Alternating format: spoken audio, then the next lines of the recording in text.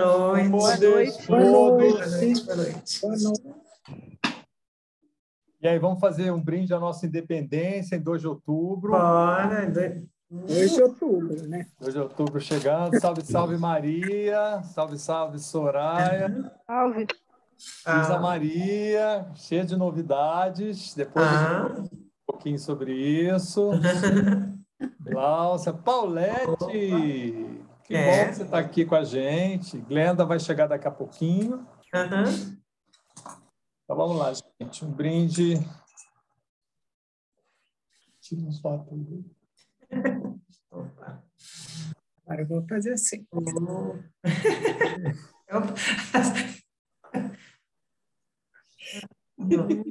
Fala, Marilda. Marilda está entrando. A Marilda está chegando. Pega a Marilda também, Petit. Cadê a Marilda? Marilda. Vamos lá. Boa. Agora vamos. Opa. Glaucia, conseguimos sobreviver ao 7 de setembro.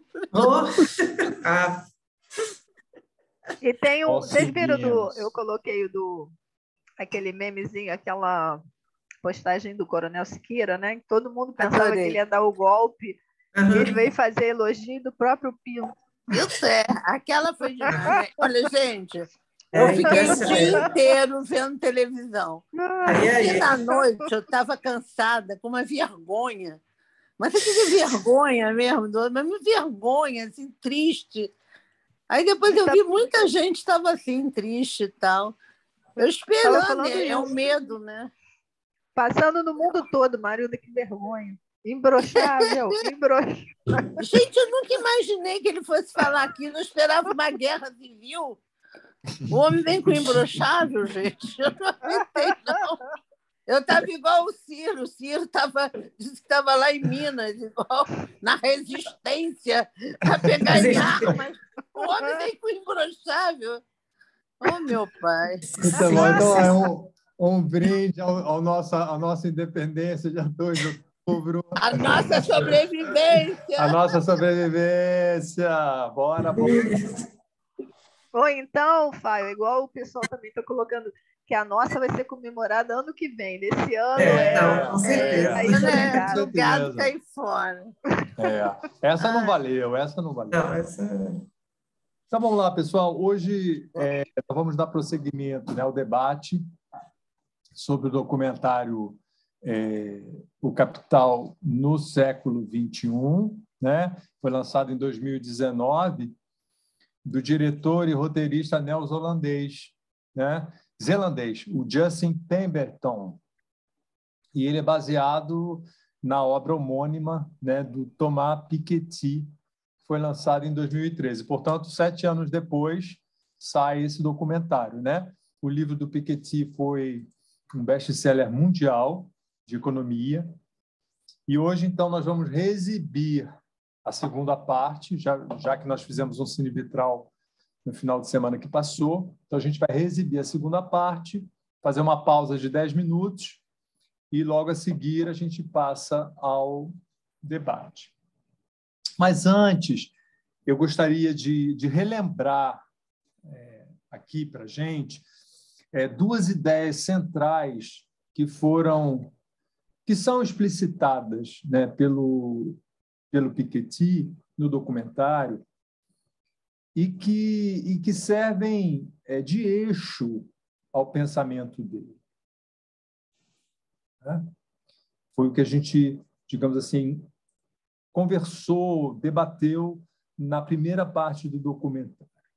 Qual é a primeira ideia fundamental do Piketty? Então, vamos lá. Ele diz que as contradições do sistema comunista, né? E o Piketty ele fala de um estado de coisas que ele próprio testemunhou, né? Em viagens que ele fez no leste da Europa, né? Quando estudante, principalmente Hungria, né? Romênia, Rússia, né? E ele lembra que ele tinha 18 anos quando o Muro de Berlim desmoronou, né? Em 1989. E o que o Piketty testemunhou, né, ao vivo? Um sistema econômico totalmente em frangalhos, né? Um sistema político que havia prometido, né, a emancipação, né, do humano, do indivíduo, mas que, ao contrário disso, né, produziu miséria, fome e muita repressão política nas ruas, né? A gente viu as imagens aqui, né? E quando o que o Piketty chama de impostura da promessa comunista, né? Essa expressão dele, impostura da promessa comunista, ela vem à luz, né, e entra em colapso, né? Isso reforçou muito o discurso capitalista em geral e, em particular, né, o discurso, né, neoliberal. Como se o colapso socialista no leste europeu desse pleno aval, desse sinal verde, né, carta branca, o laissez-faire, né, laissez-faire, laissez-passer, né, ao capitalismo, né, e particularmente ao neoliberalismo que emerge, né, nos anos 80, como a gente viu, né? Ele vem sendo pavimentado, ele vem sendo preparado nos anos 60, 70, mas é nos anos 80 que ele, né, triunfa, vamos dizer assim, ele emerge de forma retumbante. Ou seja, a ideologia capitalista ela se robustece, né, com o colapso comunista, a ponto de se tornar o quê? Hegemônica, né? Hegemônico vem de hegemon, em grego significa liderança, líder, capitão, né? Então, assim, a hegemonia capitalista faz com que o capitalismo seja dominante no mundo, né? O problema, diz Piketty, é que esse laissez-faire, né? Essa permissividade, isso são termos nossos, não dele, mas assim, a gente pode interpretar isso, essa permissividade do capitalismo, né? Essa falta de controle, essa licenciosidade, né? Essa falta de limite foi longe demais. Foi longe demais. Né? Nós dissemos que esse documentário, O Capital no Século XXI, é justamente sobre esse longe demais do capitalismo. E nós estabelecemos uma ponte, né, com o conceito aristotélico de híbris. Né? Alguém lembra o que significa híbris? O que é híbris? É o excesso, né? É o excesso, é desmedida, exatamente, descomedimento. Tudo que ultrapassa a medida é híbris. Né? Então, é o oposto da sofrosine. A sofrosine é a moderação, é o equilíbrio, é o meio termo. Né? Então, o Aristóteles ele fala a híbris é toda atitude incorreta, não ética, podemos dizer assim, que faz com que os humanos busquem prazeres para si próprio, né, enquanto leva os outros à desgraça. Né? O exemplo disso é a escravidão, né? O sistema escravagista em todas as suas formas. Né? Ele leva alguns, né? Ele propicia prazeres a alguns, né? E leva a maioria à desgraça. Né? Então, assim, a gente pode pensar que a híbris é exatamente o egoísmo acima da solidariedade, o idiotes acima do politicon. Né? Dessa forma, a gente pode dizer, cabe dizer que a híbris é o motor do capitalismo. Né? Ela é o motor do capitalismo. E a gente pode assim dizer que o Aristóteles é um anticapitalista mais de 2000 anos antes da hora, né? Antes do surgimento do capitalismo. propriamente dito, né? E nós falamos também do caráter essencialmente sedutor do capitalismo, né? Muitas pessoas que eram socialistas, com o desmoronamento do muro, do bloco socialista, né? Comunistas se tornaram o quê? Se tornaram capitalistas, né? O capitalismo as seduziu, né? Como diz o Mujica, né? E seduzir aqui na dupla acepção etimológica do termo, né? Vamos lembrar qual é a dupla acepção de seduzir.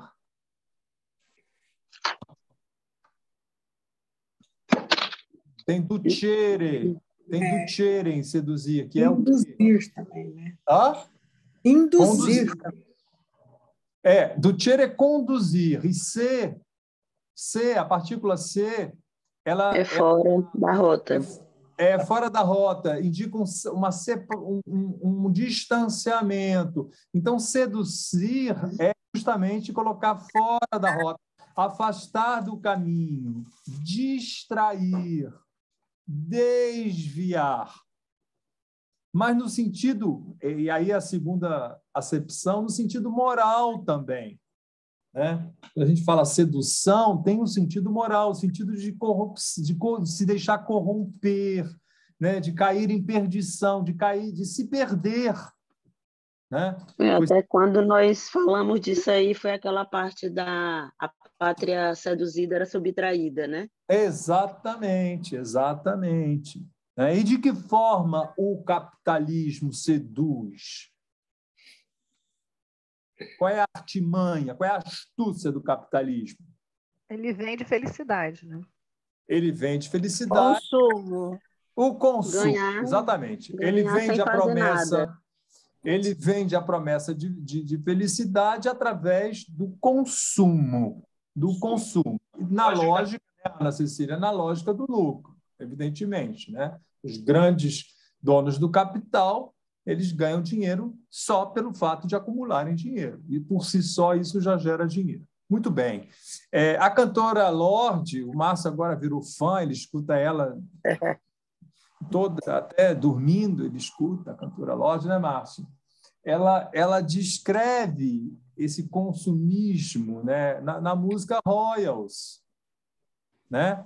Quando ela fala do cristal, né, do champanhe cristal, né, que é vendido no Magazine Luiza, né, o Brut é vendido por R$ 3.380 a garrafa, né? O rosé a R$ 8.174 a garrafa.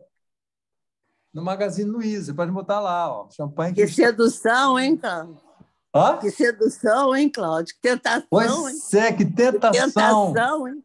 Né? Ou então o Maybach, né? Que é um carrão da linha ultra luxo da Mercedes-Benz. A Mercedes-Benz comprou uma outra empresa e está fazendo uma linha mais luxuosa ainda, né? E relógios com diamantes. O que mais, Marcos, que tem na letra? Você que... O que mais? Tigres com coleira de ouro. Tigres com coleiras de ouro. Quem lembra mais alguma coisa? Demais, né? Essa é demais. Na versão da maternidade aí tem Chupeta, que já é a derrota, com Swarovski. Ou outros cristais. Nossa Senhora, que coisa. E aí o povo acha o máximo dar um presente desse. Realmente. Aí a criança engole o cristal, né, também, né? Engole o já cristal. Vai criando defeito na face e na função oral e ainda vai ostentando, né? Como se isso fosse... É realmente um apartamento, né? São poucas pessoas que vão ter acesso a isso. Exatamente. Então, é o relógio com diamante, a chupeta com Swarovski, que são jatinhos, né? As ilhas, os tigres, como o Márcio falou, em coleiras de ouro, os dentes de ouro, né? Aquela vodka também, vocês lembram? O nome da vodka? Goose, alguma coisa? Grey Goose? Grey Goose, que significa o quê, Márcio? Ué, não é ganso cinza? Ganso cinza. Quanto é que é a garrafa da ganso cinza? Então, R$ 1.974, uma garrafa de ganso cinza. E também, né, a Lorde canta, né, as drogas, né, os vestidos de festa, né, destruir os quartos de hotel. Aí eu acho que faz uma referência um pouco aos escândalos, né, das celebridades, esse mundo assim de chamar a atenção, né, da imprensa. Enfim, a letra da música fala sobre essa sedução, que esses objetos de consumo, a gente pode falar, né, o Marildo, esses objetos fetichizados, que são objetos de fetiche do capitalismo, né? Que essa sedução, que esses objetos, eles exercem sobre nós que vivemos na sociedade capitalista. E a música fala disso, né? E é bem interessante, a gente notou isso, né? Porque tem uma dialética aí, né? Porque contra essa força de sedução exercida sobre nós, sujeitos que vivemos na sociedade capitalista, o que a música faz?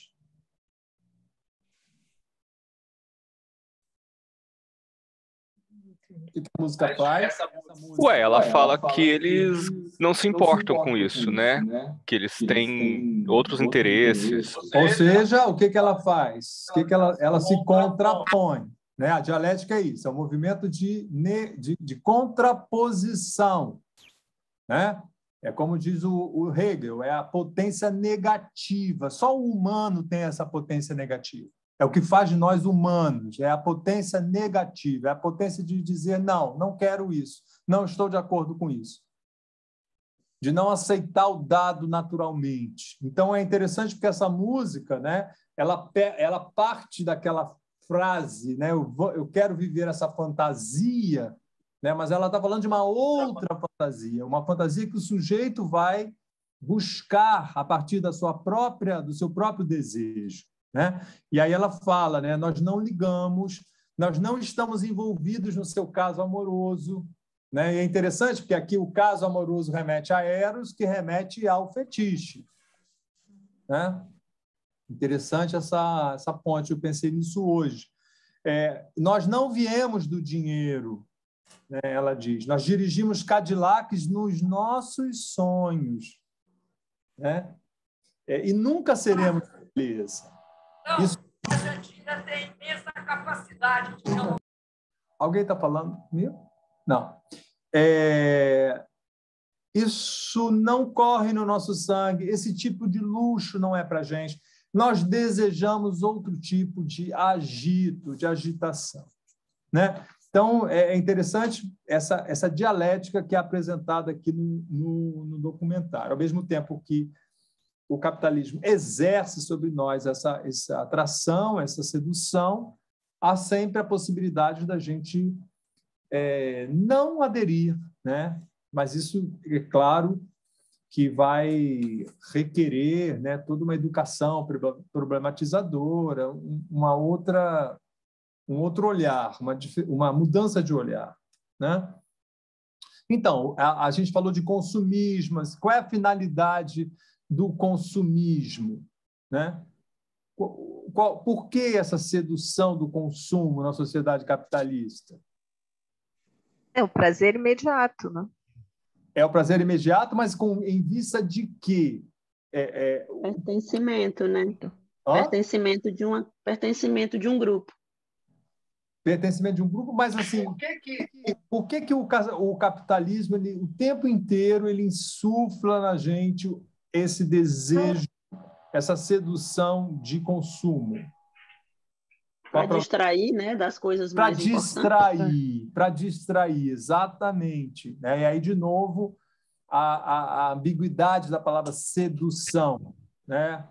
Essa distração. E aí vamos relembrar o Paulo Freire, né? Sempre a ideia da gente poder problematizar e dever problematizar tudo o que acontece à nossa volta, né? Em benefício de que o consumo, esse consumismo, né? Em benefício de quem? Contra o quê? Contra quem?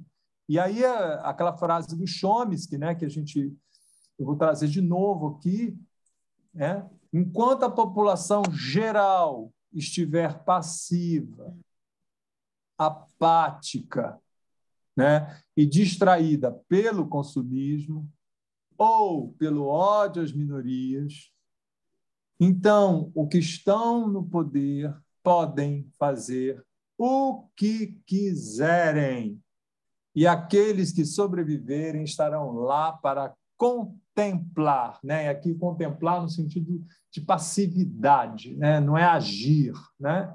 Contemplar, apenas olhar o resultado, né? E aqui eu remeto a gente a todas as análises que o Mujica faz da necessidade de se fazer, né, uma revolução cultural, né? Porque ele mesmo faz uma espécie de autocrítica. Ele diz: o Lula também faz isso, né? Nós trabalhamos muito assim, no sentido de tornar os sujeitos consumidores, né? Aumentar o poder aquisitivo do povo e fazê-los com que eles passassem a consumir. Isso é importante? Muito, muitíssimo importante. Mas não pode parar aí, não pode ficar só nisso. Porque senão vira uma espiral, né, do consumo, né, e se distrai das questões da polis, das questões fundamentais da polis, né?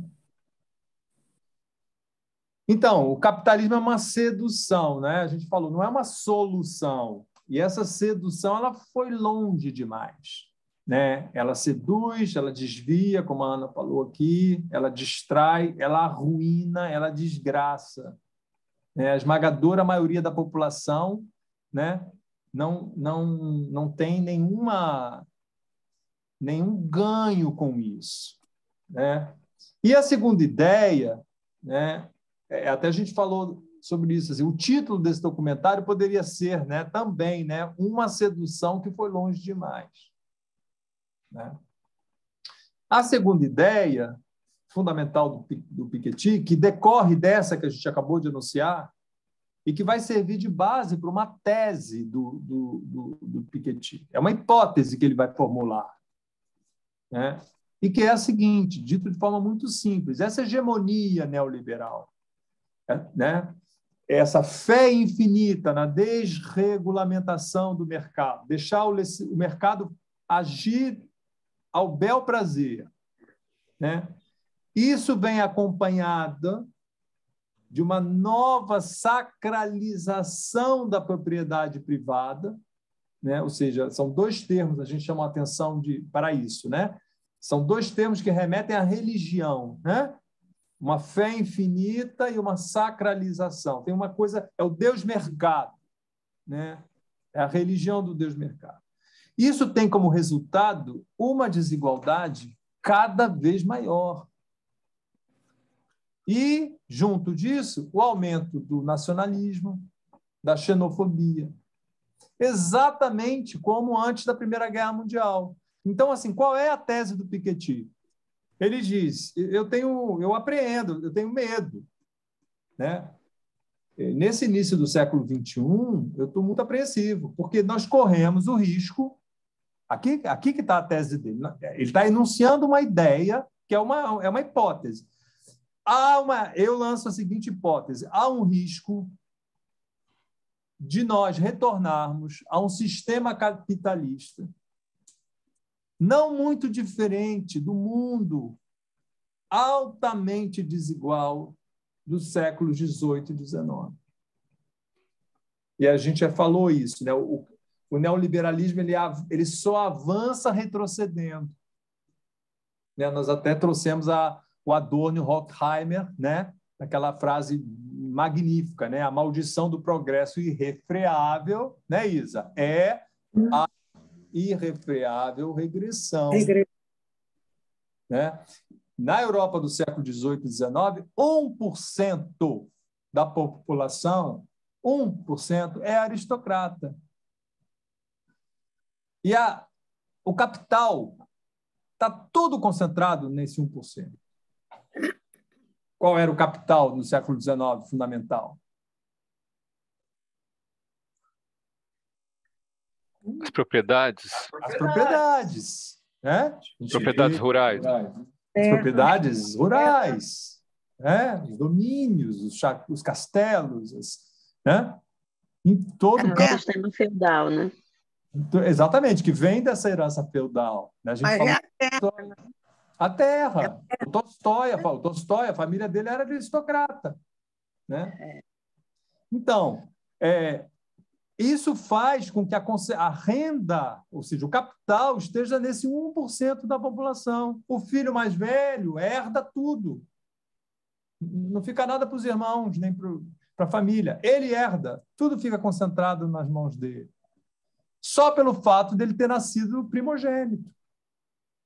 Então, o Piketty lança essa hipótese. O século XXI está avançando cada vez mais para esse modelo de sociedade, onde há uma concentração absurda de riqueza na mão de um punhado, né, em detrimento da esmagadora população mundial.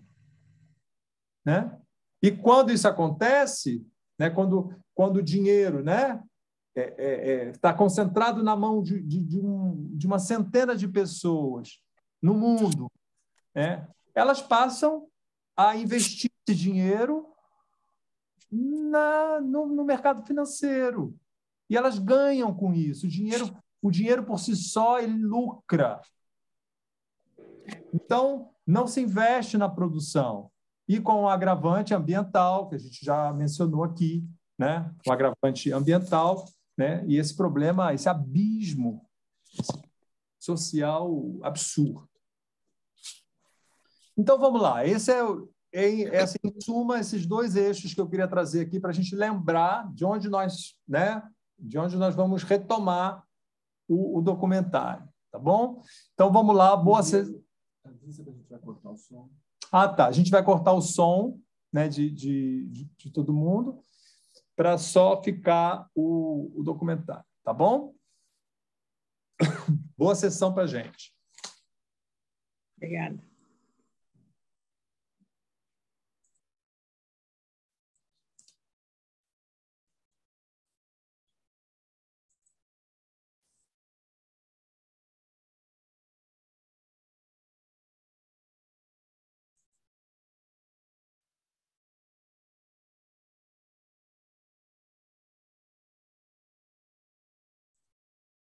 Olá a todos que chegaram depois.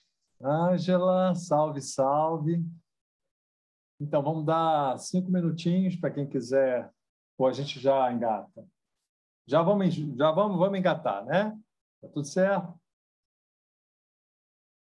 Então, pessoal, quem gostaria de começar aqui a trazer a ideia que mais impactou, para a gente começar o debate aqui?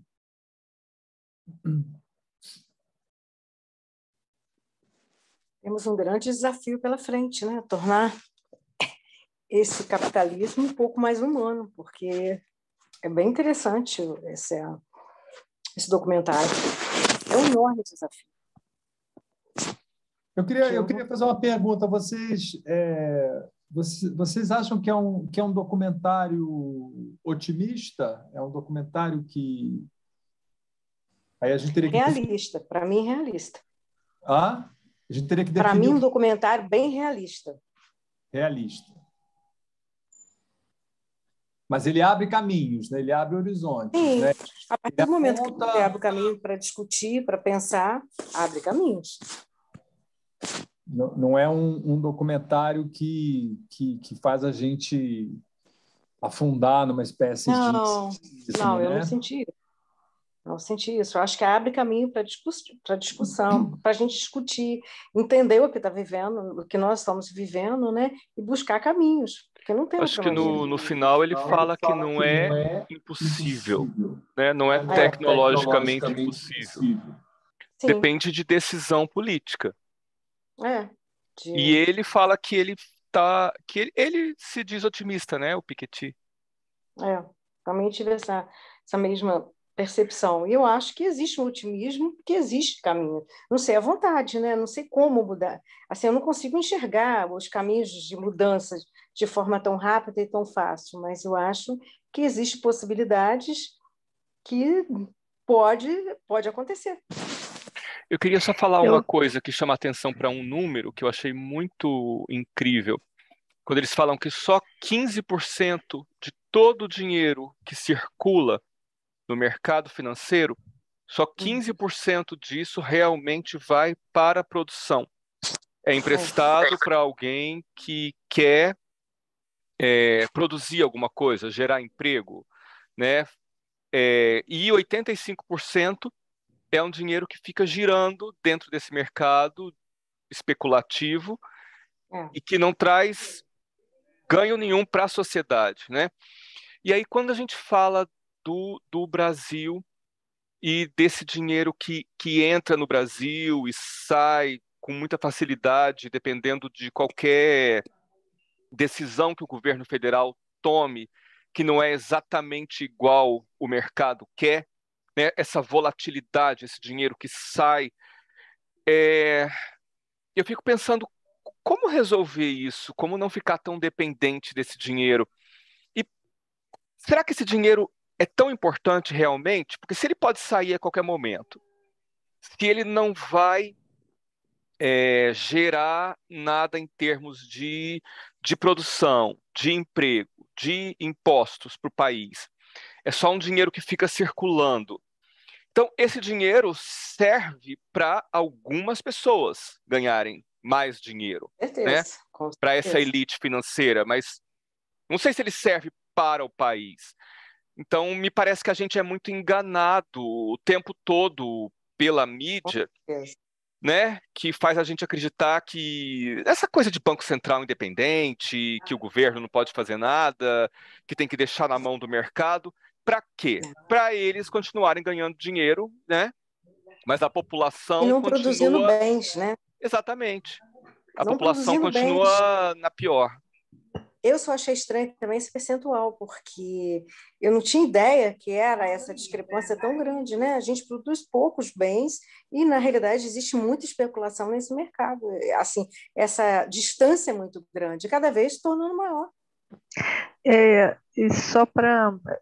Você falou em otimismo, né? Mas ao mesmo tempo em que a ideia é exatamente essa, assim, avançou demais, como é que isso agora, como é que se faz de um avanço assim, tão rápido, né? Tão grande, como é que você faz esse movimento todo começar a diminuir, a baixar? Porque aí você está falando de, como o Márcio colocou, você está falando de privilégios.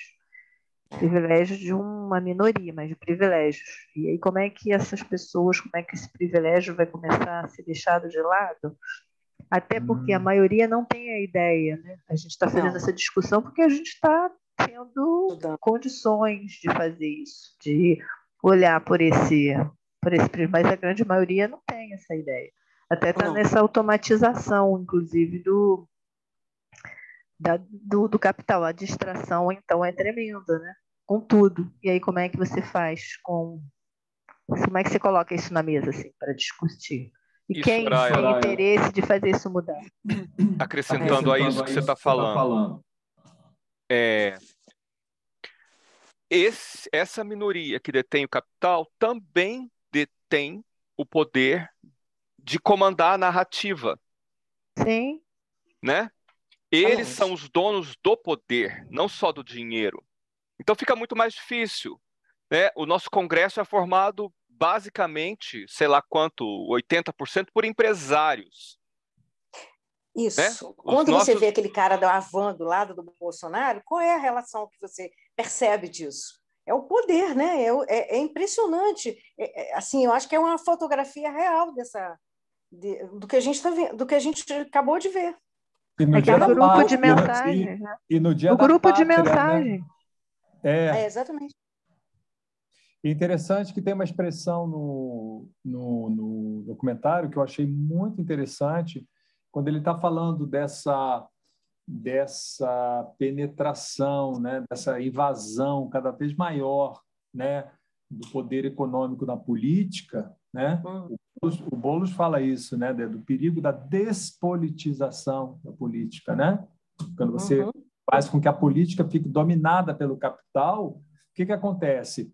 A imprensa, a mídia corporativa, né? Que depende de anunciante, passa, né? A fazer propaganda, né? Do anunciante, ou então falar mal do opositor, né?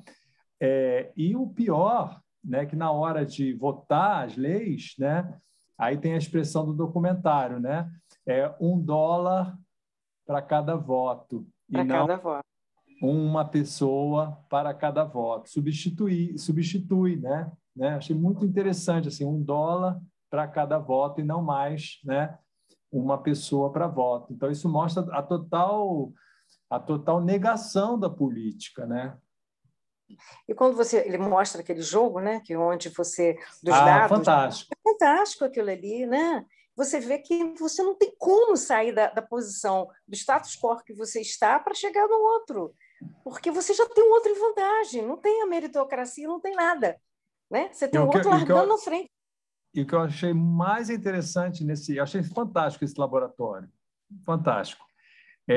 Mas o que eu achei mais assim desafiador, mais discrepante, mais, não sei como dizer, mais aterrador é que as pessoas que ganham o jogo porque têm vantagens, elas não reconhecem que elas que elas venceram por causa ter vantagens, né, da sorte que concedeu a elas, né? Cara que nasce primogênito no século XIX, que herda, né, todo aquele capital de terra, né, ele se acha superior aos outros.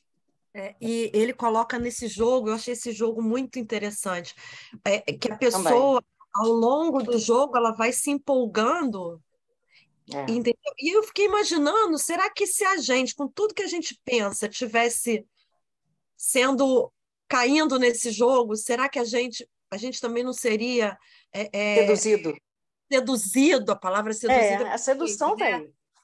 Seduzido porque você viu, né? Assim, as pessoas se empolgaram no jogo e achando que elas eram merecedoras daquilo ali tudo, né?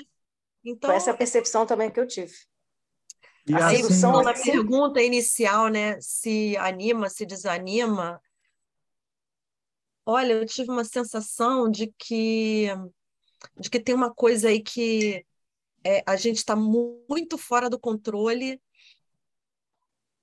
Eu não sou uma pessoa de desanimar muito com as coisas, eu sou uma pessoa que estou sempre querendo e correndo atrás, mas é meio assustador, e a impressão que dá é que a gente está lutando contra uma coisa assim, que tem muito grande, vida própria, tentáculos que se apossa, entendeu? E que manipula e que é muito maior do que a gente. Mas, por outro lado, também ele mostrou o tempo todo essas idas e vindas quase que de 20 em 20 anos, que parece que a coisa toda se reorganizava, né? Não sei, nos períodos assim de tempo. Sei lá.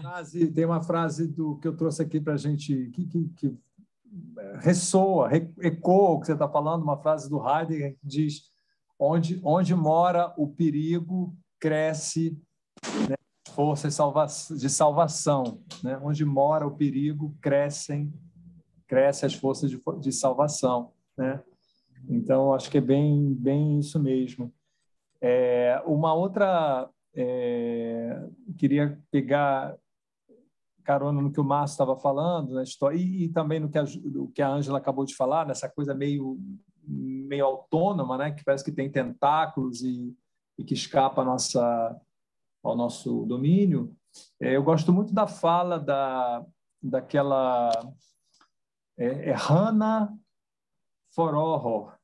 Ela é analista econômica da CNN e ela é editora do Financial Times. Ela é incrivelmente parecida com a Stella Haddad. Não sei se vocês acharam, mas eu achei ela muito parecida com a Stella Haddad. Ela está falando, né, dessa discrepância, né? Aí ela tem a imagem que eu achei sensacional do Big X, né? Do grande X, né? Vamos ver a frase dela, que é muito bacana. A frase é essa aqui, Ângela: onde mora o perigo, cresce também o que salva. Acho que se aplica bem aí ao nosso... o que a gente fica aqui tentando, né, enxergar pela frente e pelo outro, querendo mostrar para o outro assim, que ele tá entregando, né? E a gente querendo, né? Hoje eu fui toda de vir para contrabalançar Dá tudo de vermelho. Para provocar um pouco, mas olha só assim, a gente está querendo enxergar pela gente e pelo outro. Vamos ver, né? Vamos tentando. Sim. Então, a Hannah Foroho, né? Acho que Foroho, ela diz assim, outra coisa que acontece na década de 70, ela está falando antes ela fala da globalização, né? É bem interessante a imagem que ela utiliza, ela fala que os mercados emergentes entraram online no mundo, né? Foi essa grande intrusão, né, do online no mundo. E aí, assim, vários países que estavam destroçados por causa da guerra, né? Ela cita a Alemanha, depois ela fala do Japão, né? E isso foi mudando o quadro global. E eu gosto da expressão que ela utiliza, ela fala assim, o capital americano, né, não tem mais um mundo para si. É interessante essa frase, né? Porque o capital americano, na verdade, ele também está indo para outros lugares, ele está volátil, né? Achei interessante. Aí depois fala assim, outra coisa que acontece, olha que interessante essa frase. Outra coisa que acontece na década de 1970 é uma certa forma isolada, a forma isolada, né, autônoma, né, Ângela, e financeira de pensar para administrar um patrimônio corporativo. Aqui caberia 2 pontos em vez de vir. Cortar custos, organizar seu capital, tratar trabalho como custo e não ativo. Aliás, os 2 pontos cabem aqui, desculpa. Vou reler. Outra coisa que acontece na década de 70 é uma certa forma isolada, autônoma e financeira de pensar para administrar um patrimônio corporativo, cortar custos e organizar seu capital. 2 pontos. Que forma é essa? Tratar trabalho como custo e não ativo. Né? Empresas não investem nos empregados, não aumentam salários. E você começa a chegar no grande X, onde Wall Street vai aqui e a rua principal aqui. Aí eu tenho que mostrar né? Vamos lembrar porque ela faz um gestual, né? Então, onde o Wall Street vai aqui, então ela desenha uma perna do X, vamos dizer assim, né? Para cima, né? A perna do X indo para cima, o braço do X indo para cima, e onde Wall Street, não, e a rua principal aqui, descendo. Vocês estão visualizando? Faz um X. Wall Street vai para cá, né? E a rua vai para cá, para baixo. Né? Eu achei muito bacana. E isso remete a gente, ao que o Márcio estava falando também, da total desconexão dessa economia, quando ela é pensada de forma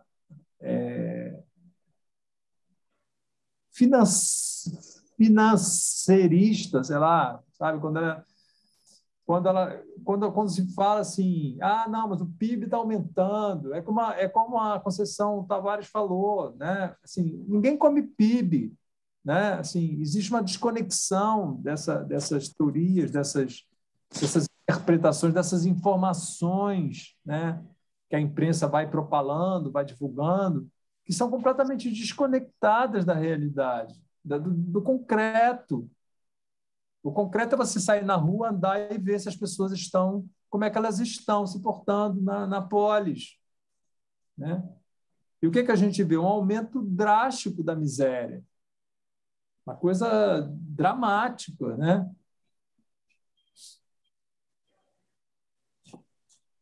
É a deflação, né? Sim, a tal deflação é ótimo, né?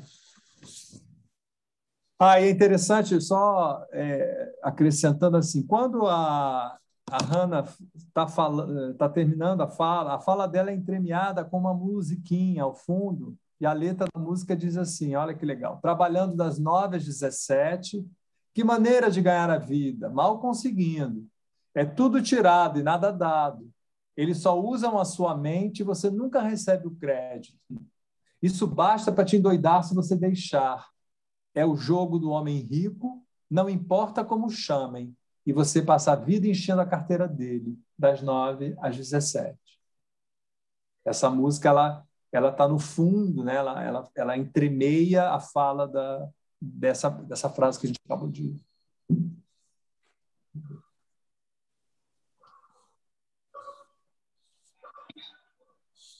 E aí, Glaucia, está quietinha? Está pensativa? E aí, o que mais? Eu tive uma certa dificuldade, porque a tela, não sei se no de vocês estava assim, eu só tinha metade da legenda. Então, só lia em meu inglês, francês. Então, muitas coisas eu não percebi, né? Mas, assim, de uma maneira geral, eu vejo a solução é diminuir esse tipo de modelo consumidor, né? Então, eu digo, de alguma maneira, eu sempre gostei de coisas que durem, né? Então, nunca gostei de ficar comprando coisa de moda. Eu sempre gostei de coisas que durem. Tenho digamos assim, eu não me adapto muito às coisas, porque eu quero um sapato que dure, quero uma roupa que dure, não tem... Então, eu fico danada quando esse sabão em pó muda, aí bota lá, tem uma cápsulazinha assim, aí quando você coloca, mancha a roupa. Por que não era só aquele um tipo de shampoo? Um tipo de... Então, eu sou uma pessoa que, quanto mais variedade, mais eu fico nervosa, porque assim, é só para piorar a coisa. Criança, hoje em dia, que fica, né, com shampoo para... shampoo isso, shampoo aquilo. Eu digo, cabelo de criança não tem esse negócio. Mas, enfim, eu acho que é isso. Tem que partir, e aí o que tem? Aí os governos têm que ter vontade de mudar. Então, é aquela, tudo bem, vamos lá, para a pequena propriedade, para o pequeno empreendedor.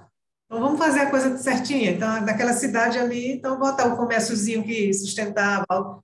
É uma mudança muito grande, mas que é possível, né? Desde que tenha vontade política.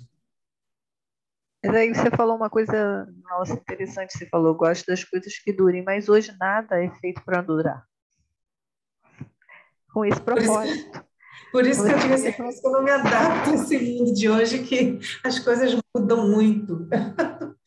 Porque nada é feito para durar exatamente porque, além de ser frágil, sempre tem o último modelo. O seu modelo está sempre defasado e você não vai conseguir acompanhar nada. Então, você vê isso com tudo. E a gente, quando presta atenção nas ruas, assim, os carros, né, o último modelo, às vezes, mudou uma lanterna.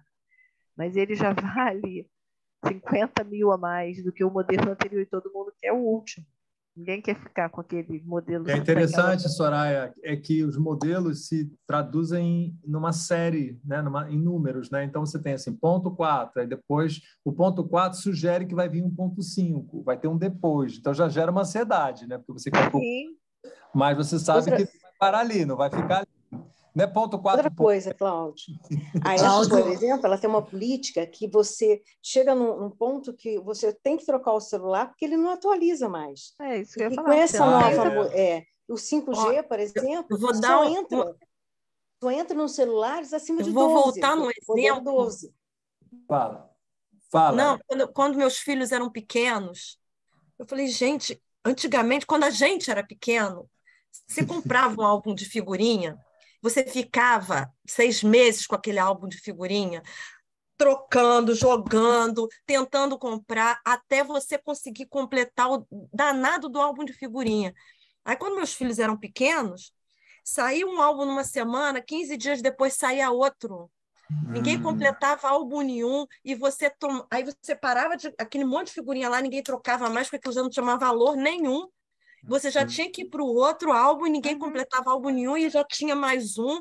Quer dizer, uma ansiedade, né? Deve continuar assim. Eu com meus filhos é que cresceram. Falei, gente, já começa de pequeno a criar essa coisa de você estar sempre buscando uma atualização, a versão, e tem que ter, e vai sendo embutido, né? Tá criado ali. Gente, o álbum de figurinha, para mim, aquilo ali foi clássico. Eu falei, gente, mudou muito. Muito bom. Fala, obsolescência programada, né? Salve, só por exemplo, exatamente. Obsolescência programada. Marida, só para não esquecer, assim, quando eu trabalhei muitos anos em projeto de de torres de destilação, né? Então, aqueles equipamentos internos e tal. E tinha um fornecedor de equipamentos, a Sulzer, que era suíça. Então, os internos da Sulzer, aqueles metais, pareciam sei lá, uma bastela assim. Aí, com o tempo, começou a surgir uns fornecedores americanos, que você olhava aquele material que estava ali, tudo meio tortinho, tudo meio esquisito, né? Aí, depois, a própria Sulzer teve que baixar o nível, porque era muito caro, né? Então, saiu do padrão suíço, foi baixando, baixando, baixando. Mas era uma coisa, porque quando você olhava para esses novos que chegavam, eu olhava, isso não vai, não está certo, né? Então, aquele negócio, não, o outro não, era lá resistente, vai. Então, eu sou, para propaganda, essas coisas, quanto mais, menos para mim. Marilda. Eu queria levantar uma questão. Se nós não estamos vendo, que para mim, em 2019, quando eu comprei o livro do Piketty, o que me assustou realmente essa concentração desse capital que ele fala aí, que não produz nada, trazendo para um nível anterior à discussão. Essa é do capitalismo que vai obrigar, que seduz, que te obriga a comprar, mas que ainda dá emprego, que ainda tem empresa, que ainda vai ter produto. Você pode até se basear que vai ser um consumismo, como é que a gente vai fazer? Cada vez mais o carro, mas aí tem que blindar, porque aí o bandidão vai lá, vai te tomar o carro. Quer dizer, eu acho que esse é o momento do capital que, ao ser superado pelo capital extremamente financeiro, esse que você falou aí, que ele fica lá por cima, que você não sabe onde é que ele está, que ele pode sair daqui para a ilha não sei das quantas, aquele dinheiro do Paulo Guedes, que o Eduardo dança de falar lá nas ilhas. Quer dizer, esse dinheiro que não é nem taxado, ele não paga nem imposto para poder reverter. Quer dizer, essa questão Ele não serve para nada, né? Porque qual é a função dele? Ele se proliferando. Ele só gera dinheiro. E como ele fica na mão de uma pessoa física, ele não é uma pessoa jurídica. O Paulo Guedes é uma pessoa física. O dinheiro que está na mão do Neymar é de uma pessoa física. Então, só os beneficiados serão os parentes dele, né? Os herdeiros. Então, por isso, uma necessidade de se pensar em taxar rendas, taxar grandes heranças, vir para o governo, para o Estado ter condições de, mais ou menos, começar a direcionar esse capital. O que não dá é para Estado mínimo, que não dá para privatizar tudo, como que é o candidato do Novo, que não dá. Tem que haver um controle, gente. Sabe? Porque o mal já não é mais você ter que comprar toda hora uma cafeteira porque queima e não tem a peça. Isso tudo, eu entendo, achava ruim. Mas agora está muito pior. A gente tem que ver esse patamar que o capitalismo alcançou. Esse é o real capitalismo do 721. Se não for taxado, se tiver medo de taxar banco, se tiver medo de taxar herança, se tiver medo de taxar renda, e parar de taxar trabalhador, que eu, por exemplo, sempre trabalhei, pagava um imposto de renda e parecia que era uma rica. E eu só tinha uma renda, metade de um aluguel da casa que está. O resto tudo era força de trabalho, era trabalho. Era salário que vinha já descontado. Então, gente, uma das principais questões a serem vistas pelo governo que vem aí é taxar banco, gente, taxar juro, taxar lucro.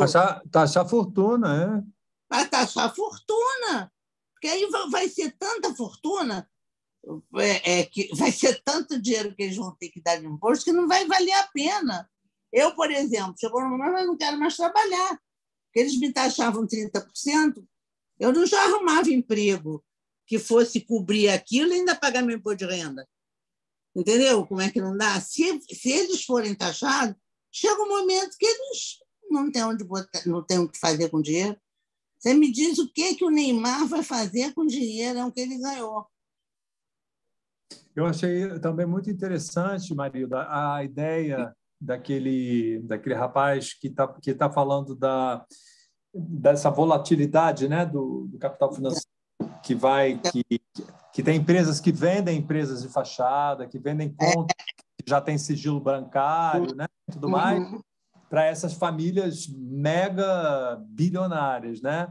E fica tudo nas Bermudas e tudo mais. Aí ele falou uma coisa muito interessante. Você não tem como controlar o capital, porque ele não tem regulamentação, mas você tem como controlar os consumidores. Você sabe onde estão os consumidores daquela empresa. Então, ele dá um exemplo, né? Se a Apple, por exemplo, tem 10 milhões de lucros na França, por que que não taxa em cima do valor desse dinheiro que ela ganha com a população francesa? Por que não taxa esse dinheiro? Achei ótima a ideia dele. Teve uma época aqui no Brasil, foi agora, acho que foi no tema acho que depois que derrubaram a Dilma, sei lá, foi um momento que eles pegaram e falaram assim: quem tem dinheiro lá fora agora pode trazer. Traz o dinheiro, né? Quem não tinha como, eu conheci uma pessoa que não tinha como justificar aquele dinheiro, tá? Não tinha como. Sabe o que ele fez? Ele foi morar em Portugal. Portugal estava aberto a todo esse dinheiro que não voltou para o Brasil, porque tem muita gente que foi morar em Portugal, porque eles não tinham como voltar com esse dinheiro para cá. Quer dizer, uma mínima coisa, se você fizer alguma coisa para controlar o capital, que lá naqueles estudos marxistas era capital versus capital. Capital gerando capital, não tem nada ali, não produz, não tem trabalho, não tem emprego, não tem produto, não tem nada, só tem capital, gente. Que é através desses mecanismos loucos, aí como a gente tem o PIB, tem o mercado, tal mercado financeiro, que o capital vai, vem, é mais, você ganhou, perdeu, você nem sabe direito como é que aquilo funciona, né? Ganhou, perdeu. Mas se você tiver um controle, aí que eles têm medo do comunismo, que eles acham que é comunismo, né? Quer dizer, o Estado tem o controle sobre isso, gente. Eu quero chamar a atenção de vocês para um dos entrevistados nesse documentário, é o Fukuyama. Vocês já ouviram falar no Fukuyama? Aquele que acabou com a história. Aquele que acabou com a história. Então, eu achei muito interessante e de muita atualidade também, porque ele aparece... bom, a fala dele, como é que ela surge, né? A gente está falando, né, daquele momento do pós-guerra, né, em que houve uma mudança inédita, né? Eu acho que a gente pode dizer assim, né, uma mudança inédita e estrutural da sociedade europeia, né, vamos dizer assim, do pós-guerra e da sociedade americana também, né? Porque começou a se implementar, né, várias coisas que nunca tinham surgido antes, né? Por exemplo, o auxílio-desemprego, a licença-maternidade, né? A aposentadoria por acidente de trabalho, né? Pensão para viúva, né? Toda essa seguridade social, né? E aí foi aí que o sistema de saúde na Inglaterra, né, foi criado, né, aquele sistema universal de saúde, né, aquele sistema único de saúde, que seria o nosso SUS, e que foi totalmente ou parcialmente, em grande parte, desmontado, né, pelo neoliberalismo. Aí mas aí esse estado, digamos assim, de bem-estar social, né, esse welfare state, né, como se diz em inglês, ele foi ganhando muita força e tudo mais, né? Mas a partir dos anos 80, né? E antes, com os dois choques do petróleo, nos anos 70,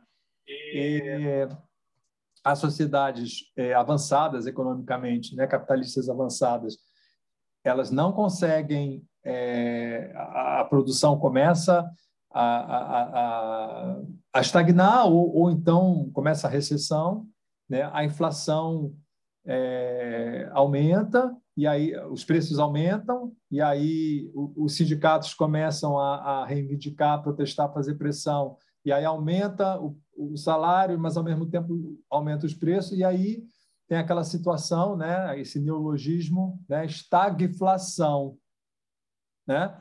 A estagflação, que é o neologismo a partir da estagnação com a inflação. Pois bem, aí o Piketty diz que um dos maiores desafios do futuro, né, que aí a classe média começa a diminuir, e vem diminuindo de forma muito, muito visível.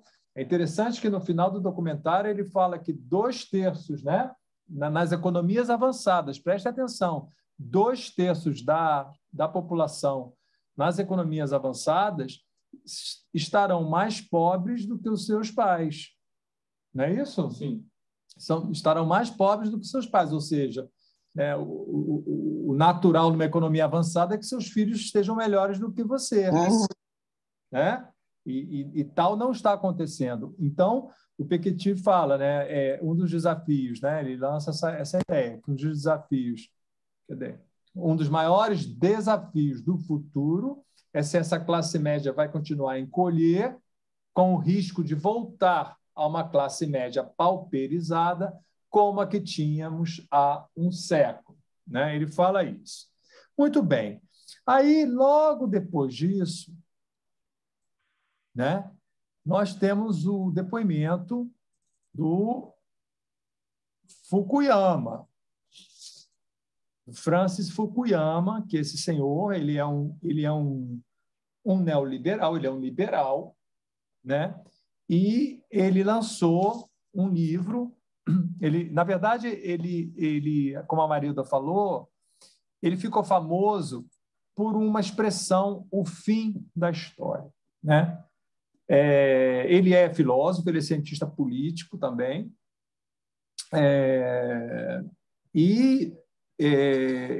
ele, na verdade, essa expressão surgiu num ensaio que ele escreveu em 1989, no mesmo ano, né, da queda do muro. E a premissa dele qual é? É que, após a queda da União Soviética, né, e com o final da Guerra Fria, né, isso representaria a vitória, o triunfo, né, do liberalismo econômico sobre o socialismo. Né? Então, ele escreveu esse artigo, parece que um ano depois ele lançou um livro intitulado O Fim da História e o Homem Solitário, alguma coisa assim, esqueci de ver o nome. E eis que, para minha surpresa, né, ele que ganhou fama mundial, né, com essa expressão o fim da história, né, ele lançou agora, em 2022, ontem tem uma matéria no jornal o Globo e em alguns outros jornais, onde ele diz o seguinte: neoliberais foram longe demais. Prestem atenção, ele pega a mesma expressão que o Piketty utiliza. Neoliberais foram longe demais e precisamos de mais social-democracia. Eu falei para o Márcio, mas ele deixou de ser liberal? Né? Fiquei assim meio... A filha dele foi candidata a presidente. Agora eu não me lembro quando. A filha dele teve uma época aqui atrás, foi candidata a presidente, foi derrotada. Isso que agora, o quê? Contra quem? Tem bastante tempo. Tá. Eu não sei nem te dizer quanto tempo, mas tem bastante tempo. Então, agora ele lançou um livro, né, que foi objeto de todos os artigos que saíram ontem. Né? Os artigos saíram dia 7, ontem. Não é o País. Depois eu vou mandar para você a entrevista que ele deu. Francis Fukuyama, Liberalismo, e seus descontentes. Né? O manual sobre a grande mudança política do nosso tempo e a explicação de como chegamos até aqui. Chegamos está com acento, eu não sei porquê. Deve ser português de Portugal. Português tem acento? Chegamos. Sim. Então, é isso. Então, no documentário, ele diz justamente que é importante, né? Eu acho que, politicamente, ter uma vasta classe média é muito importante. Faz parte do que se chama modernização. Essa ideia de que, quando a renda aumenta, desenvolve-se uma classe média com melhor educação, que exige maior nível de participação. Estou entendendo que ele está falando da participação política. Isso. Então, eu achei muito interessante e muito atual. Eu fiquei assim, muito impressionado com essa chamada, né, do livro dele, né, Os Neoliberais Foram Longe Demais, né, porque ele diz de forma muito nessa entrevista que o neoliberalismo ele se equivocou em demonizar o Estado, né? E de deixar assim de laissez-faire, assim, tudo a cargo da pulsão, né? dessa híbris, né? Né? Gerando essa desigualdade insustentável, né? Eu achei muito, muito bacana isso aqui. Depois a gente fala mais sobre isso em outro momento. E aí, quem mais? Posso falar? Por favor. Deve. Um número que eu achei muito, muito incrível, muito absurdo, não tenho nem adjetivos aqui. Eu anotei aqui. Em 2008, quando teve essa crise, né, do sistema bancário nos Estados Unidos, e a crise aconteceu por quê? Porque emprestaram dinheiro para quem não tinha crédito. Eu vou voltar um pouco. Como que eles conseguiram fazer a sociedade nos Estados Unidos não ficar descontente ao ponto de ir para a rua para reclamar os direitos? O que eles fizeram? Deram crédito, né? Foi a maneira desses capitalistas do governo americano deixar o povo contente, dar crédito para as pessoas. Você não dá direito trabalhista, né? Você não dá educação gratuita, saúde gratuita, nada disso. Você dá crédito. Então você deixa a pessoa se endividar. E você dá crédito para quem não merece crédito. E além do crédito, o sistema financeiro começou a criar, eu não anotei aqui, mas criar ativos financeiros que eles sabiam que não valiam nada, mas eles vendiam isso na Bolsa de Valores, vendiam mesmo assim. Então, essa bolha foi criada conscientemente por quem estava ganhando esse dinheiro, né? E aí, quando a bolha estourou em 2008, o que o governo fez? Era a chance que eles tinham de reformar esse sistema. Mas o que eles fizeram? O governo americano desembolsou 7,7 trilhões de dólares para salvar esse sistema. E aí, eles falam de bancos e pessoas que ganharam uma fortuna. Neste momento em que muita gente estava perdendo casa, né, tendo que sair das casas porque não conseguia pagar a hipoteca, os banqueiros, os donos do dinheiro, ganharam mais dinheiro em cima disso. E eu lembrei agora de uma frase que eu vi em protestos, eu não sei se foi em filme, eu não sei se eu vi pessoalmente, mas era assim, naquela época que estava tendo aquela crise na Europa, né, com a Grécia, com Portugal, com esses países que não estavam tendo austeridade suficiente. A mensagem era assim: se a Grécia fosse um banco, ela já teria sido salva. Vocês lembram disso? Que a Grécia estava o pessoal sofrendo muito, né? Mas a Alemanha, né, que representava essa austeridade, né, ela não abriu mão. Então, a Grécia teve que cortar o estado de bem-estar social deles, né? E eu lembro muito bem disso. Se a Grécia fosse um banco, ela já teria sido salva. E aí esse sistema podre foi salvo com 7 trilhões de dólares que saiu do bolso do contribuinte americano, né? É isso. Ô Marcinho, dentro desse sistema podre onde eles fazem esses conchavos, que o Estado entra também, às vezes, os políticos, agora mesmo estava sendo denunciado esse pessoal que está recebendo esses R$600, quer dizer, se o cara está recebendo R$600 é porque ele está no estado de miséria lá, né? Eles autorizaram os bancos a fazer empréstimo consignado. Isso é de um absurdo tão grande. Mas é exatamente isso que eu estou falando, Como é que né? você vai fazer? Pois é, mas é numa escala que o nosso povo brasileiro sendo roubado dessa maneira, gente. Como é que se permite fazer para criar, para ser possível fazer Marilda, e é aquilo, né, que ele prefere não enxergar que, dando os 600, como a população que está recebendo é muito grande, isso que vai alimentar a economia, né? É como o pessoal fala, vai aumentar a padaria aqui e tal. Ele está dando muito mais dinheiro. Aí prefere cobrar para o banco, exatamente, quer dizer, para as grandes corporações e para a pessoa em si. O banco está garantido, ele empresta, está garantido, ele vai receber. Então, ele deu dinheiro para o banco indiretamente. Exatamente. Claro. A Marilena Chauí fala uma coisa fantástica. A ideologia, ela não pode ser toda dita. Porque se ela for toda dita, ela se autodestrói.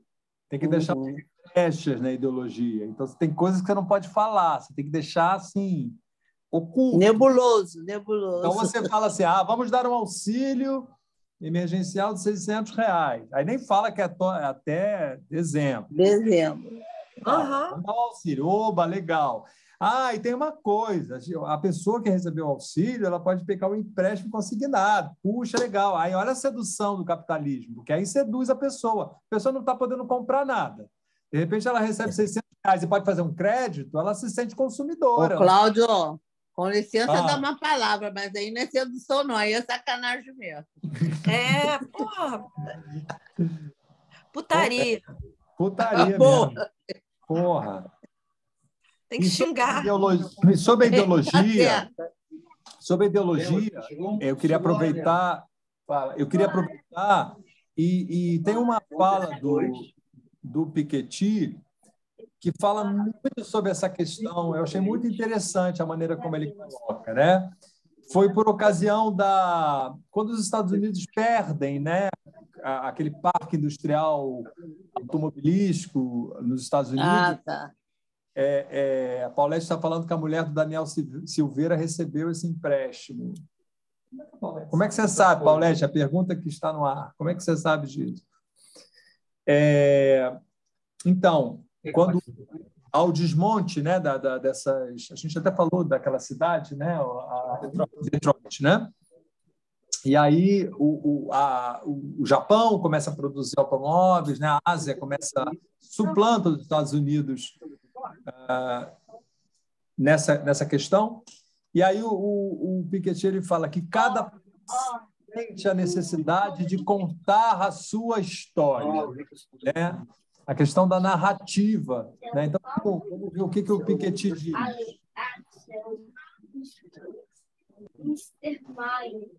Tem um som. Está vazando um som aí. Por favor, alguém corta. Melhorou.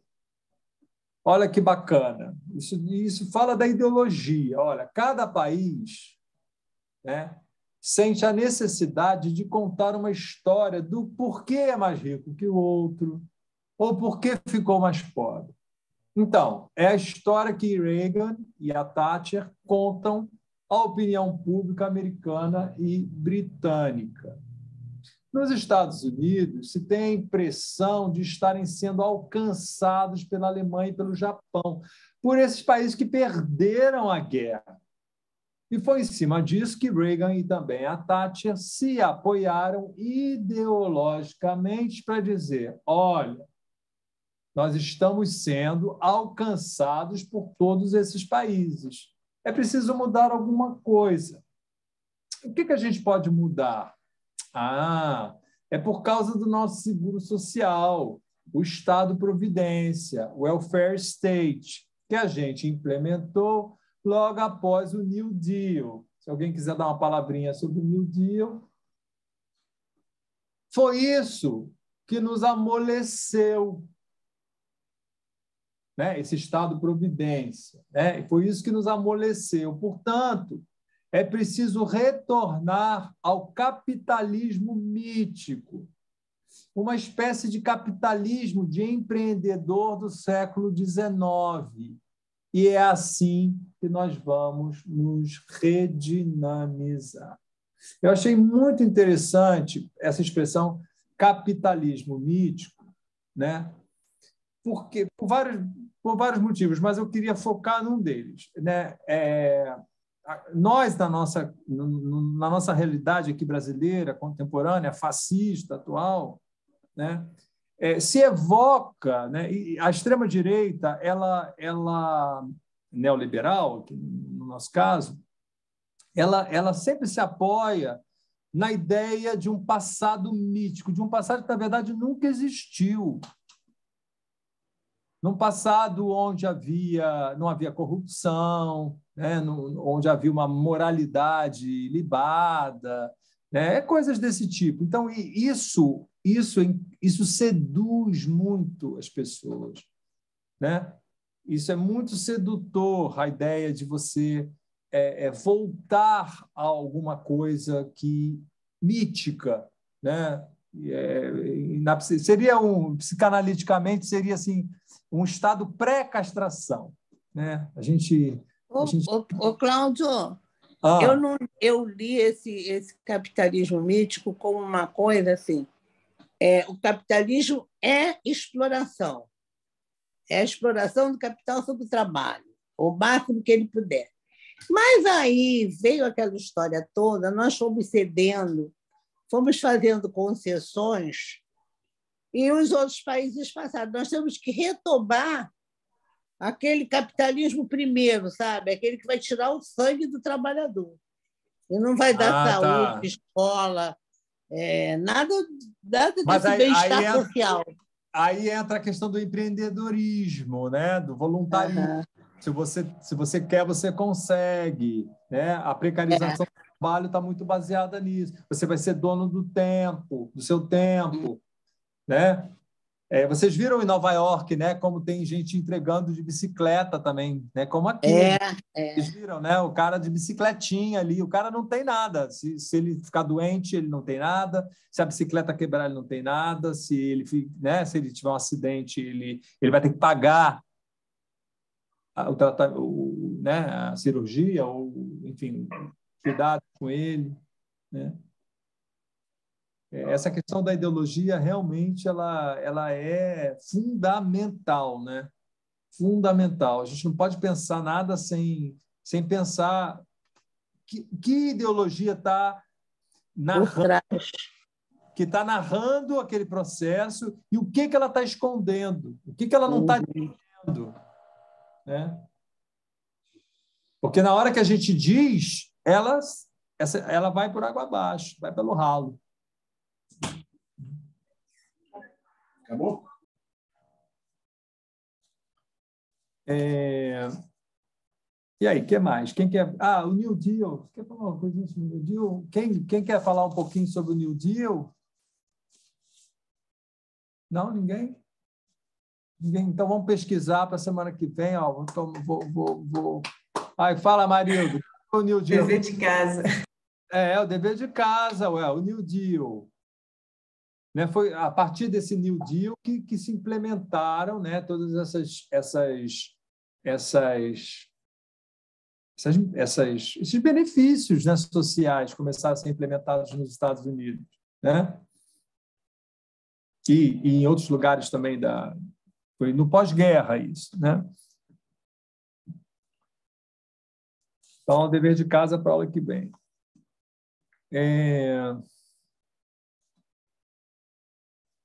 E aí, tá bom por hoje, pessoal? Quem quer falar mais alguma coisa? Isa, conta pra gente rapidamente. Isa Maria esteve com bolos hoje. Rapidamente, conta pra gente. Uau, agora está assim, com bolos. Assim, com bolos, ó. Tá sem som. Ele que eu mandei um beijão para ele. Isa, você está sem som. Isa Maria, você está sem som.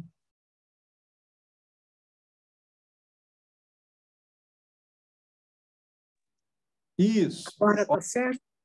Isso. E eu tinha marcado já há alguns dias de visitar o centro deles ali de trabalho, que não é onde eles não servem comida, não, mas tem um centro de trabalho de reuniões, tem várias salas, e toda a equipe treina ali, toda a equipe dos voluntários dele. Ah, que legal! Interessante, porque eu saí de casa assim para levar umas coisas lá para eles, e eu fiquei chegando lá, fui muito bem recebida, fiquei encantada com o lugar que eu não conhecia, e é perto da minha casa, dá uns 10 minutos daqui. Não sabia onde era, nem nada, e era uma casa interessante, uma casa muito antiga, que estava há muito tempo abandonada ali, e eles conseguiram alugar. E eles deram uma arrumada na casa, e lá está funcionando. E, pelo jeito, muito bem arrumadinho tudo, né? Dentro, as paredes foram grafitadas, muito interessante, com figuras assim, bem coloridas. Tem canteiros de ervas para chá. E o que mais me chamou a atenção ali foi a alegria de todos. Eu fiquei impressionada. Você olha para uma pessoa, sorriso abre, assim, é impressionante. Você não tem vontade de voltar, sabe, embora, porque todo mundo está feliz ali. Eles Você só voltou porque tinha casa vitral hoje. Pois é, só porque tinha casa vitral. Senão você ficava no assentamento. É porque tinha casa vitral, né? Mas foi muito interessante, eu gostei muito, todo mundo... Mas aí o bolo surgiu? Eu tinha acabado de entrar, estava olhando coisas que eles fazem e que vendem ali, porque tem um bazar, agora vão montar uma coisa de livros, até se alguém quiser doar livro, pode ir guardando que a gente leva para eles lá. E se quiserem ir lá também para conhecer... E aí foi interessante que, de repente, eu escutei assim, sabe? Era o Boulos entrando, e eu falei, mas ele não vinha aqui hoje, ele não falou nada, não sei o quê, todo mundo começou a comentar. E eu falei, gente do céu, justo hoje que eu marquei para vir aqui. Aí eu fui encontrar com ele. Ele estava entrando em um corredor comprido, assim, que entra lá no fundo. Aí eu fui encontrar com ele. Ele falou, você é aqui? Porque ele lembrou, a gente tinha se falado lá na Faculdade de Direito, né, no dia da festa da democracia, lá, da Carta. E aí foi muito legal, porque ele tinha marcado uma gravação, porque, se não me engano, é hoje, faz 25 anos do movimento Sem Teto, e que nasceu o movimento. Então, eu não sei se a gravação era por causa disso. Isso eu não fiquei sabendo. Eu que estou deduzi depois, porque eles comentaram.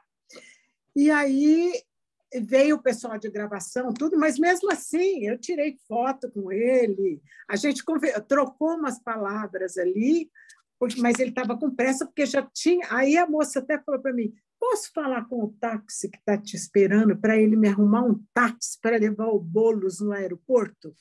Era depois, né? Foi muito engraçado, porque foi tudo assim, cadeado, sabe? Falei, claro, ele é muito simpático. Ele estava na porta esperando. E aí ela foi lá, falou com ele, aí o outro taxista chegou, mas eu não vi mais o Boulos. O Boulos entrou para fazer a gravação, né?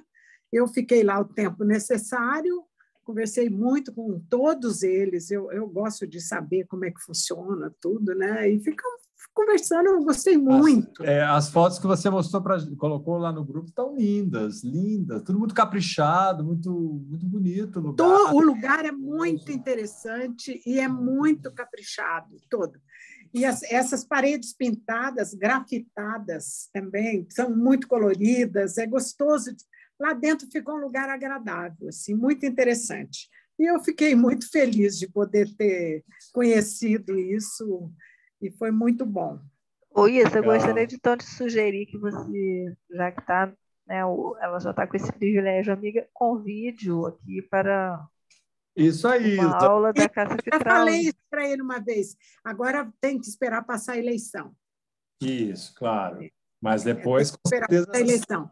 Mas a gente vai pensar nisso, né, Cláudio? Isso, com certeza. Vai ser o convidado especial da Isa. Não, então. Não, tem ele, tem o Haddad, tudo. A gente pode...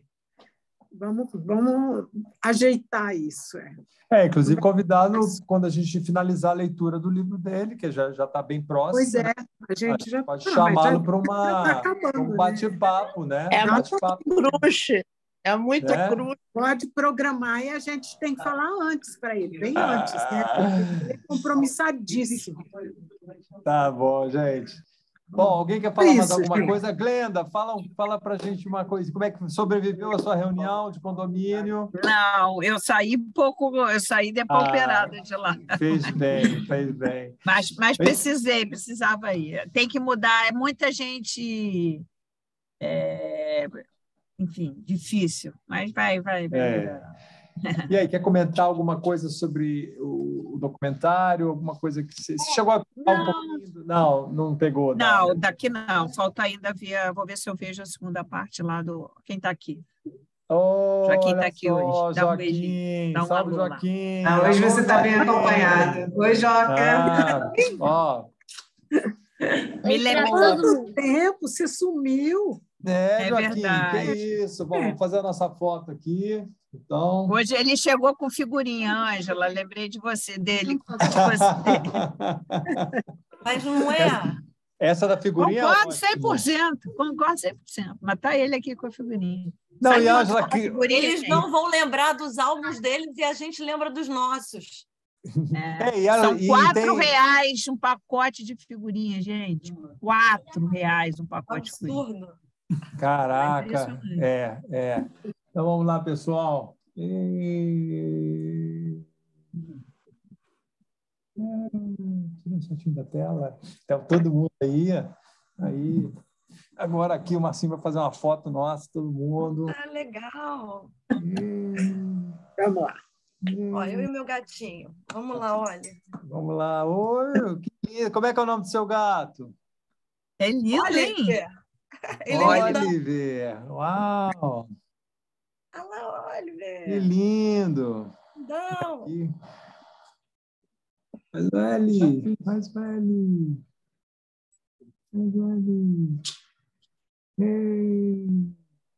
Uhul! Isso é que é lindo. Lindo, gente. Eu consigo ver no YouTube, não consigo, Cláudio, ver o documentário? Eu acho que não, mas a gente dá um jeito de você assistir. Tá? Tá. Depois eu ia falar do vídeo, mas não dá para ver, porque no vídeo não consegue. Dá vontade de voltar e escutar de novo. Como é que foi que ele falou mesmo? Ele está falando outra coisa importante. Aí você fala, não consegui nem terminar de assimilar. Essa informação já tem outra. É muito denso, é verdade, é muito denso. Se conseguir para a gente assistir de novo, eu ia gostar. Tá, vou passar. Vamos. Se for colocar, eu também quero, Cláudio, assistir de novo. Então, vou marcar, tá? Mais um Cine Vitral extra aí, tá bom, pessoal? Tá bom. Boa noite, pessoal. Tchau. Obrigada, tá? Beijo, gente. Valeu, pessoal. Muito bom, muito legal. Tchau, Isa.